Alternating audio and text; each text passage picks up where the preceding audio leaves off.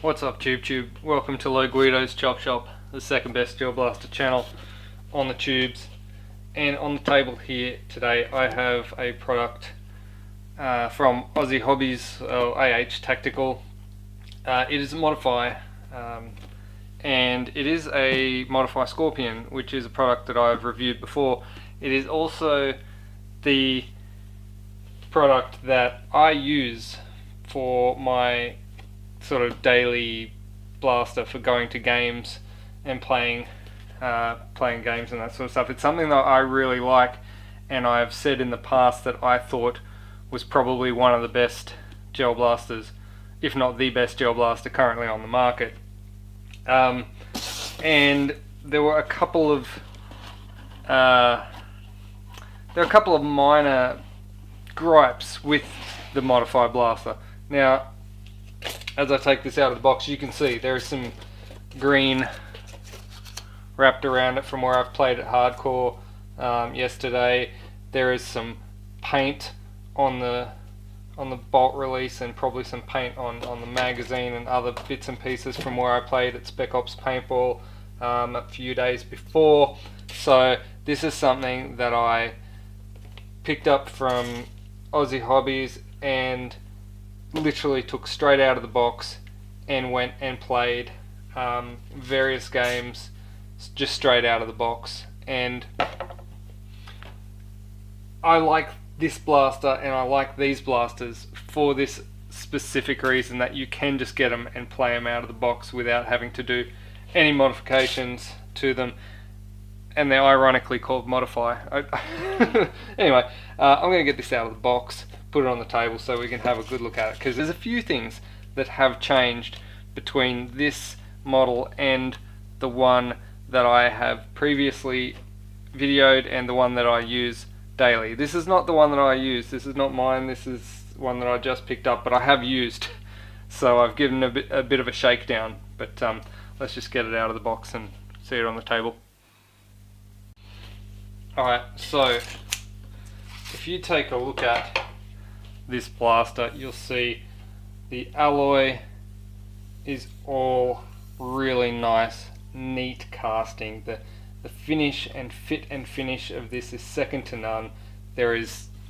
I've not seen many other blasters, if any other blasters on the market, that have the sort of quality that the Modifier represents. But a couple of gripes that I hear from people when I talk about the Modifier to other people, they say they don't like it because it's expensive, and they don't like it because it's a bit, the gearbox is a little bit proprietary.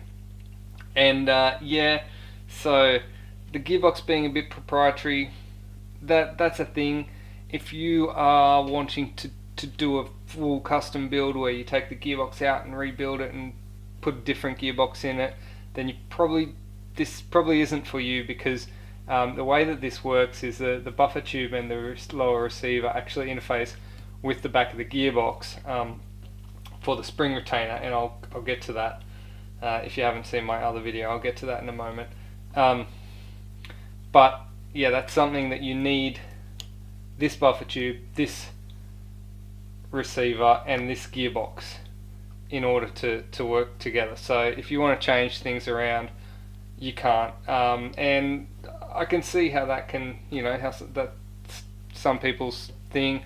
But if it's something that you just want to get and just have it work, then you don't have to change it. But the other thing is the price, and yeah, of course that's a big deal for everyone. Not everyone can afford the expensive blasters, but I've been talking with AH Tactical lately, and they've come up with a deal for you guys, and that's going to help you with that price issue.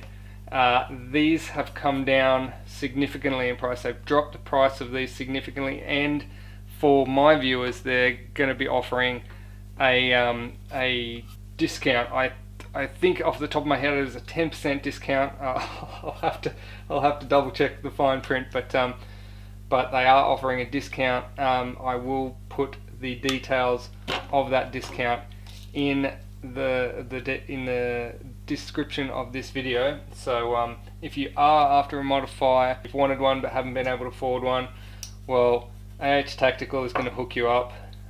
So if you want to get Modify, now's the time to get Modify because they're hooking you up. Anyway, I will continue on with the rundown of this blaster, and the first thing I'm going to do is whack some gels in and chrono. Alright, before I chrono, I will just talk about this magazine. I'll have to put some gels into it. This is a standard Gen 8 style magazine, and it slaps in there reasonably well. However, I have found, like that, you do have to give it a fairly positive tap from the bottom to get it to lock in nicely, and I have had situations where, and it does drop out quite nicely, I have had situations where in game I've gone to pop it in, and during the game it's just hasn't quite popped in, and that's something that I did notice with these standard Gen 8 mags. But if you buy the EMP mag, you know, the one, it's got like it's got the little window down the side with the brass shells. It looks like it's got shells in there. That one is a perfect fit, and it clicks in and drops out every single time perfectly without any issues. So I'd probably recommend, if you wanted to get that one, that would be a really good mag upgrade rather than these standard Gen 8 mags. But these standard Gen 8 mags are good, they do work, they are dime a dozen, and I mean, they do just require a slight positive tap in there to get them in, and then they won't come out until they are ejected across the floor. But yeah, I have noticed that is one little issue.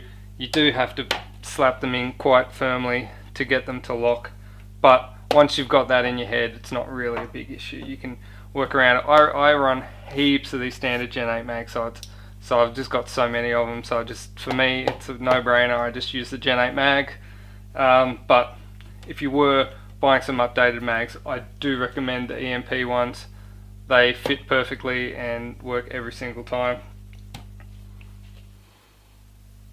Alright, I'll fill this up with some gels. I got some hard gels here. In case you're new to gel blasters, gels are what these things propel. They're little super absorbent polymers. They are probably about 70% water. They start off very small, they soak up the water, and they become these big spheres, also known as Orbeez, and you load them in to the back of the mag like that, and then close the door, although we'll load a lot more than that in for the test. Alright, here we go. Got the blaster loaded up with some Ozgel Ultra Elites, and I've got it set to the softer of the 2 FPS settings. I'll give that a burst. Alright, 230s, lots of 230s. Very look at that consistency. Max of 242, min of 229, lots of 230s. That's nice and consistent. I'm gonna up the FPS by locking the spring into the next notch in the retainer. I'm going to just do that right now. Alright, so that's locked in now. I'll give this another burst.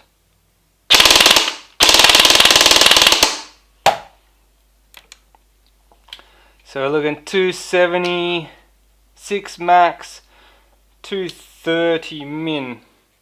So we've gone up from 230 to 270, although it doesn't seem to be quite as consistent. Let's give it another burst.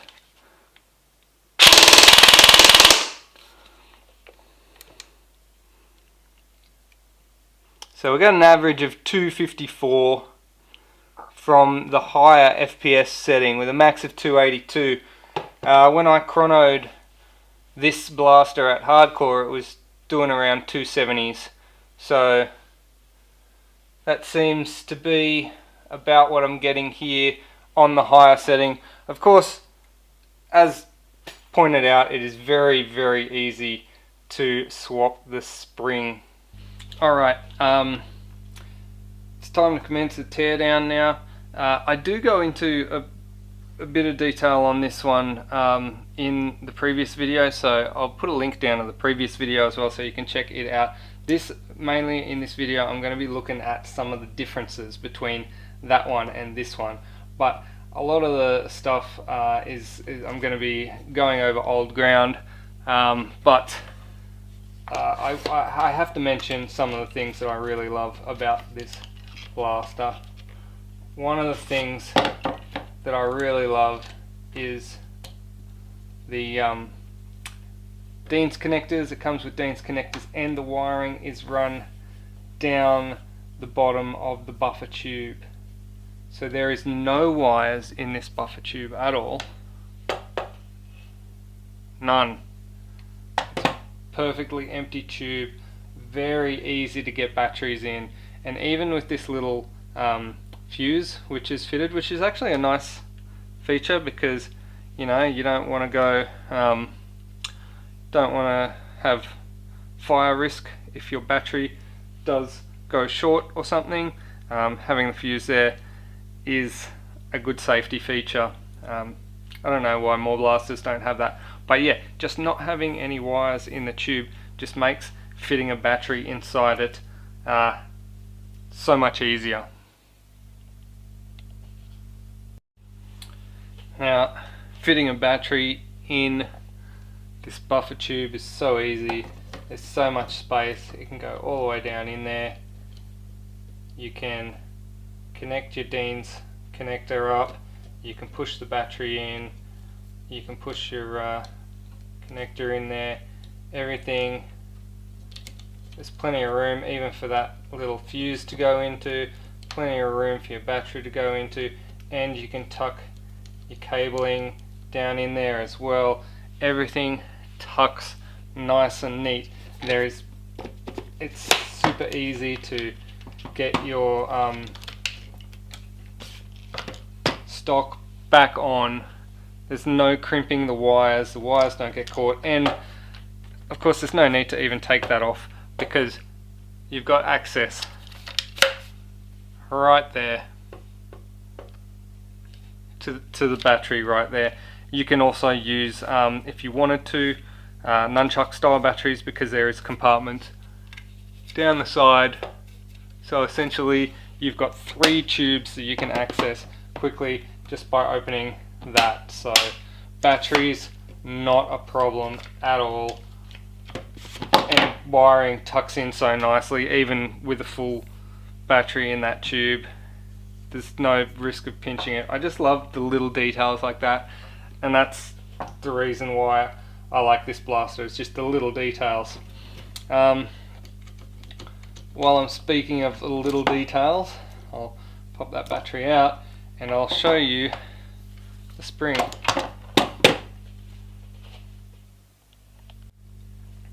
Alright, so you'll need a 4mm hex key.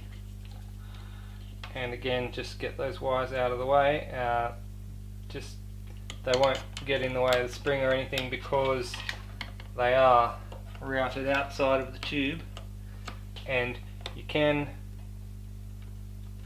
remove the entire spring retainer through the buffer tube there and remove the spring. And if you wanted to upgrade your spring, it's that simple. You can just do it. And incidentally, that also allows you to slightly adjust your FPS. When you put this in, it locks in the first notch, and then you can lock it in another notch to give you slightly more or less FPS. If you need to change it quickly for different fields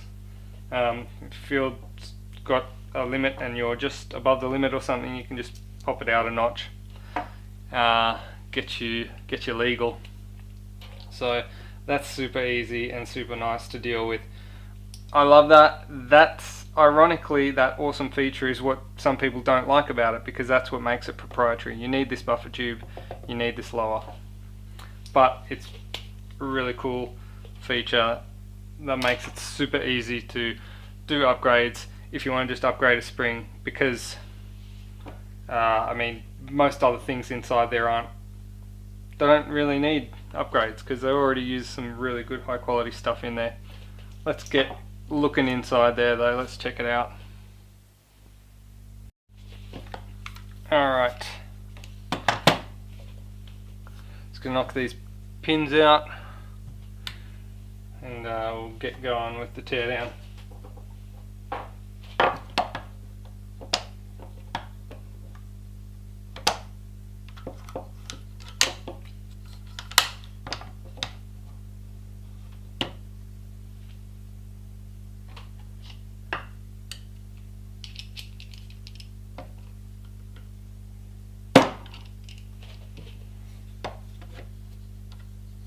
Now the pin is retained, so when you knock it out like that, you're not going to lose it if you need to field strip it or something like that. So you don't have to worry about losing it because it is retained there. I will knock this back one out here while I'm here. I don't necessarily need that one out right at this moment, but I will knock it out. Alright.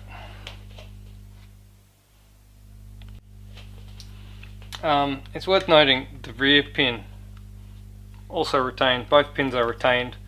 You can remove them. I think there's a clip on the inside of this one, and there is a small pin there that you can push in to remove if you need to remove them. But for most purposes you don't need to. And this receiver is quite tight because I don't think it's been pulled apart too many times, but once you've got those pins out, it should just slide forwards.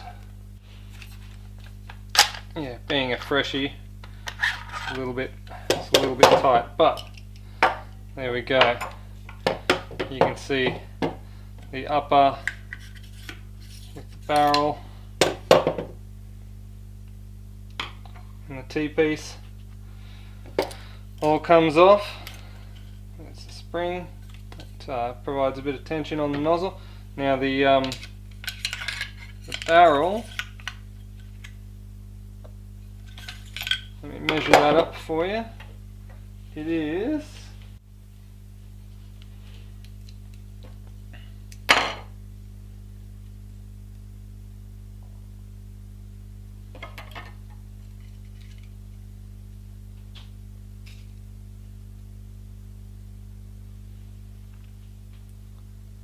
7.5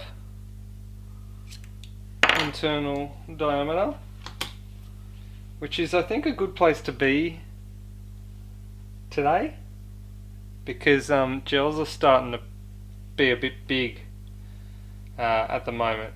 So 7.5 is good for this, for the appropriate time when this video was made.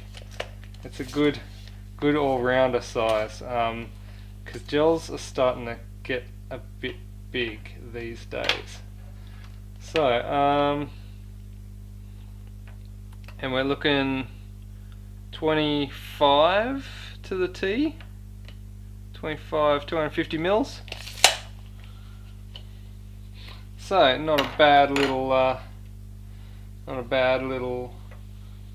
sort of it's not quite CQB, but it's definitely maneuverable and holds its own in a CQB environment, such as hardcore blasters or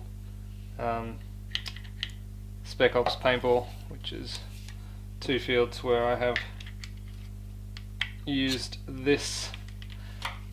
It does have the little bolt release there that releases that little faux bolt there. And the cylinder is actually ported there as well. Good to know. Alright. I think, if I recall, I should be able, now that I've already got that one out, I'll take the motor out. And these gearboxes, you don't have to remove the mag release, because the mag release is separate to the gearbox. It doesn't go through it, so the gearbox will come out without having to remove the mag release. But I will get the motor out, and I will take off the charging handle, which is just sort of lives on top of the gearbox there. It just sort of sits there. Alright, got 2 screws on the bottom motor plate. Get them undone. They look like they're hex heads, so we'll get, what do you reckon, 2.5? 2.5 millimeter. Give that a crack. No, they're 2 millimeter. 2 millimeter. Alright. Get these out. Now we'll look at the motor. Alright. Alloy plate on the bottom there, alloy motor plate. I'll just pop the wires off and motor out again with the wire routing. They got this beautiful little channel down the side there, and the motor just slides in and out so easily without catching on any of the wires. It's just so much I love about this blaster. It's just so nicely put together. It's the little things, you know, the little things that really do it for me. I guess not everyone pulls their blaster apart, and with one of this quality you probably shouldn't need to pull it apart that often, but it's just those little things that I love. We got a 22 turn torque motor here. I think that's 22 turn. That's what it's 22T, so 22 turns, nice torquey little motor. I can guarantee you that even on 7 volts, 7.4 volts, this motor, it does do quite well. I've been using it on 11 volts, which is not what's recommended, and it's been kicking ass. It's not had any issues, except it does like to sometimes fire twice when I put it in semi. I only used this one on an 11 volt battery the other day because I didn't have a 7 volt battery on me. I only had 11 volt batteries, and yeah, no problems with the internals or anything like that with the 11 volt battery. Just the semi-auto was like a binary. It was 2 shots. So it was just that the motor was spinning a little bit too much, but like I said, that could be alleviated, and that's probably not recommended anyway. I'm probably going against the recommendation by running an 11 volt. I shouldn't do it. Don't do what Donnie Don't does. 7 volt works quite well, so there's no need to overvolt it. Alright, let's get cooking. I'll take this grip off. There's 2 Phillips screws in the bottom, and then we'll get to the gearbox.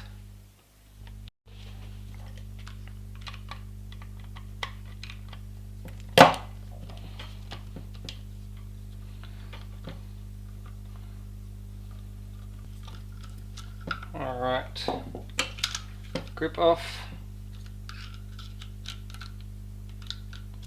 motor wires out. Now, I will have to knock this pin out still. One of the downsides of having the wires running through this buffer tube is that I will have to unscrew this to get the wires out. Small price to pay, I feel, for the convenience of not having the wires crimped in that buffer tube.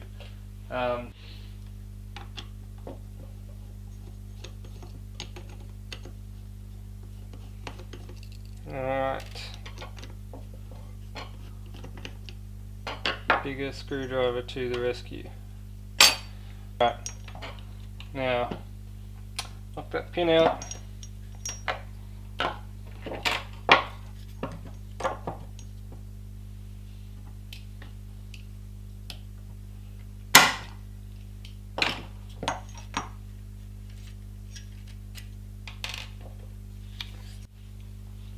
Okay, so apparently my memory card died during the filming of the removal of this, but that's alright because I've done it before. You can watch it in the other video.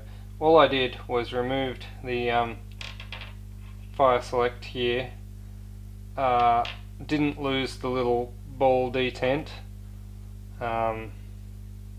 which is this one, and I also removed this pin, the spring, and the tiny circlip that goes with it, and that's basically for the operation of this faux bolt. Won't need that. Take that off. Alright, so now let's take a look at what we've got in this gearbox.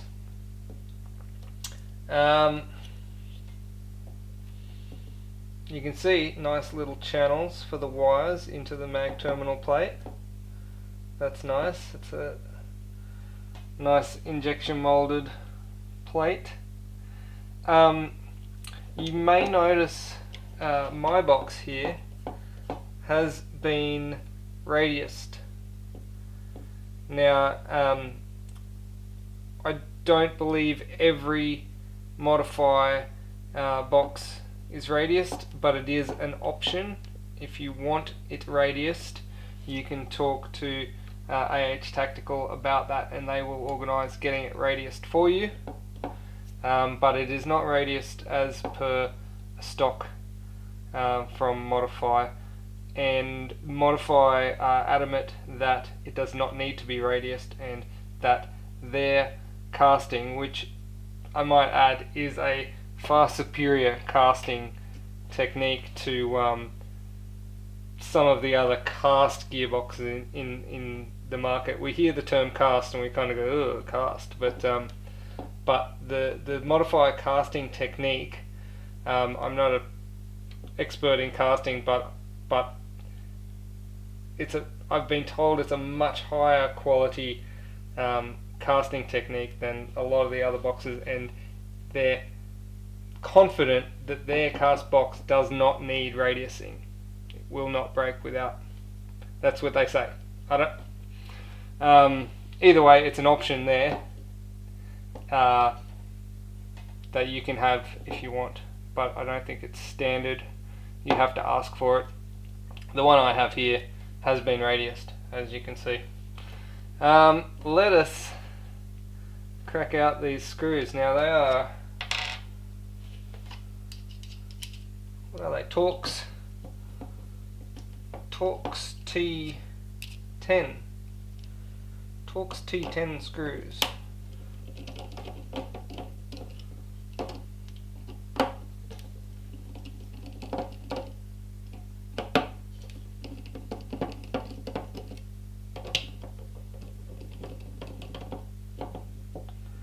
Four across the top there, and there's got to be a few on the other side.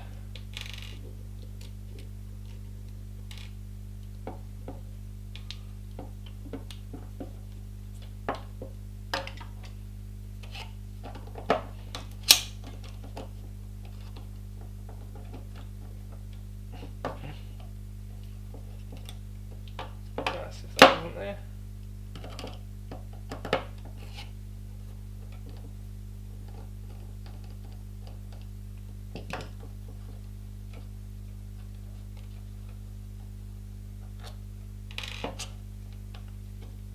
I'm not going to bother removing that plate because while it is slightly annoying, it's not annoying enough that I'm going to bother.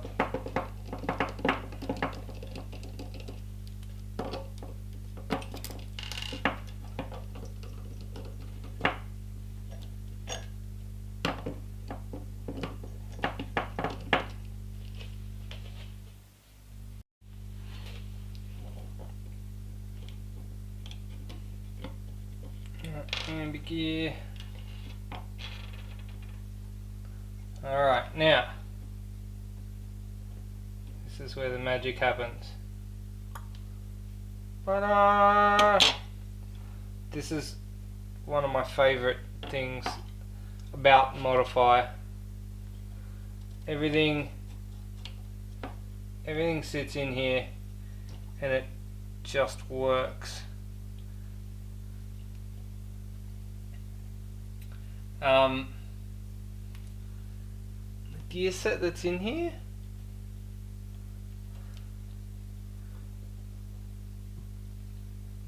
looks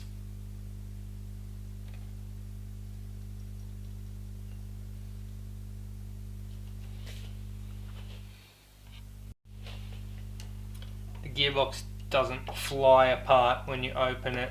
The anti-reverse sits there.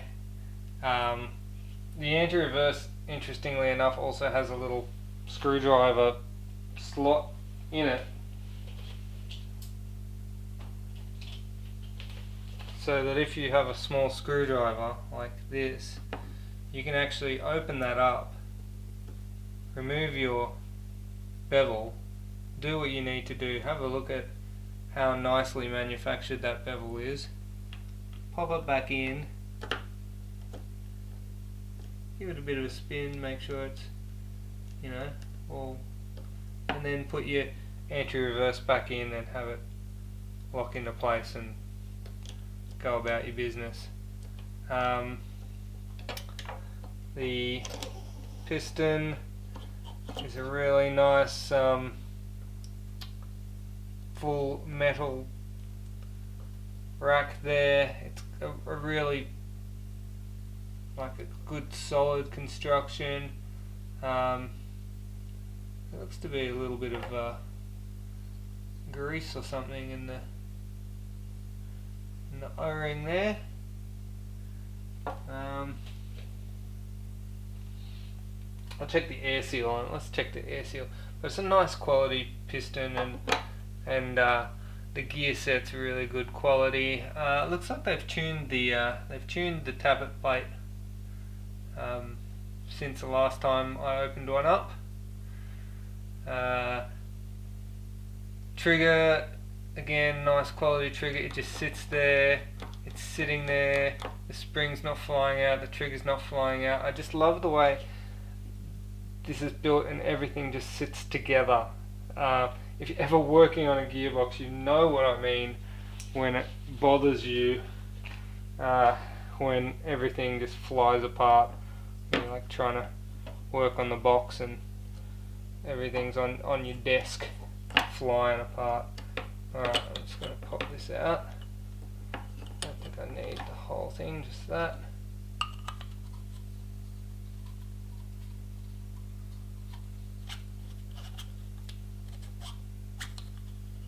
Yeah, that's a good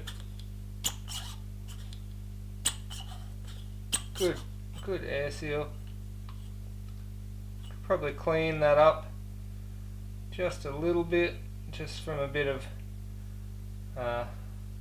grease in there. I think there's an O-ring on this nozzle. Is there an O-ring on this nozzle? There is an O-ring on this nozzle. So again, even with the nozzle in,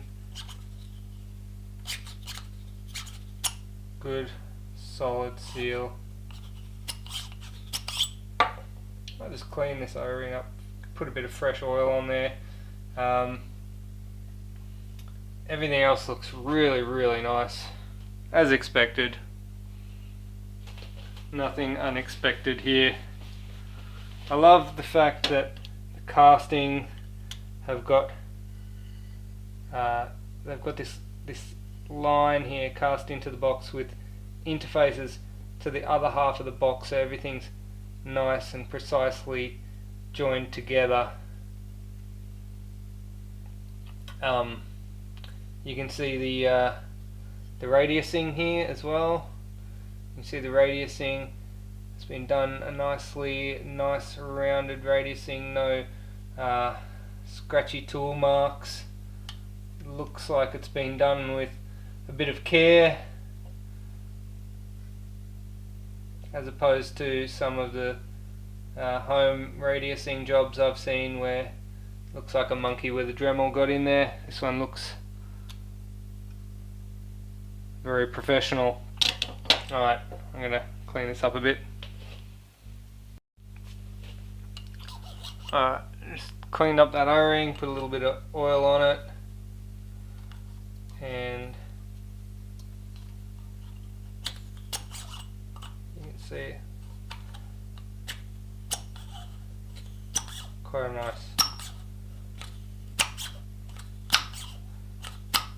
nice air seal there. Alright, I'll pop this back together because I think we've seen all there is to see in here. Everything as I expected for a Modify. Very nice, no surprises. At least to me anyway. If you haven't seen a Modify before, or you don't know what I'm talking about, go check one out. I'm pretty sure that AH Tactical down at Aussie Hobbies have got a little range in their store where they will let you grab one and go ham with it to get a feel for it. So if you don't know, you know, if you haven't felt what a Modify feels like, I feel like you owe it to yourself to get down there and try one out. You know, just try one out and see what you think.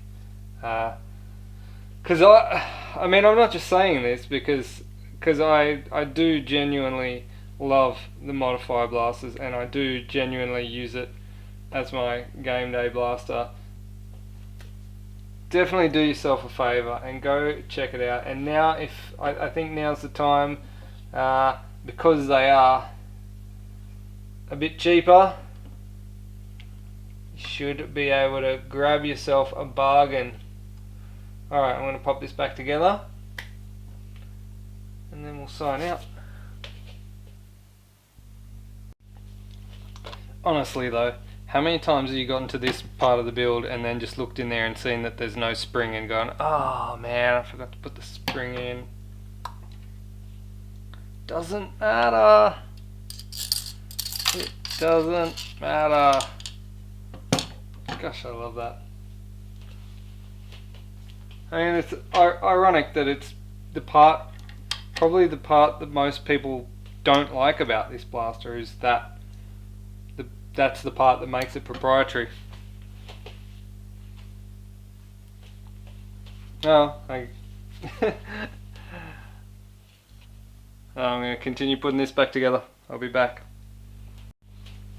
Alright, well there it is. The AH Tactical Modify Scorpion Gel Blaster. One of my favourite gel blasters. Not just saying that. If you don't believe me, look. Here's mine. That's my go-to game blaster that I use when I want to use a blaster, when I don't have to think about whether or not it's going to work, whether it's going to break down on me or not. I just want something that I can grab and go. And that's that, and that's what I use it for. And that's why I like it, because everything is high quality and I don't have to worry about anything breaking. Anyway, as I mentioned earlier, AH Tactical are coming to the party with a discount for this, so check it out. I'll put a link in the description. And if you've always wanted to get a Modify but couldn't afford it, now's a good time. Alright, thanks for watching guys. Shout outs to all my supporters who have bought me coffees, and don't forget you can buy a patch from me off of Face page, or you can head down to Hardcore Blasters and buy one from them in store. Alright, thanks for watching. Peace.